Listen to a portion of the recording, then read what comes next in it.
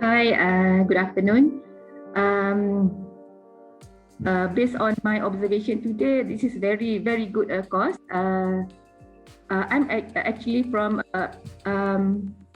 I'm taking the point from the perspective of a regulator, because we are the regulator for the communication and multimedia industry. So I think I learned a lot of points that need to be taken into consideration when we come up with a regulatory framework for communication and multimedia industry.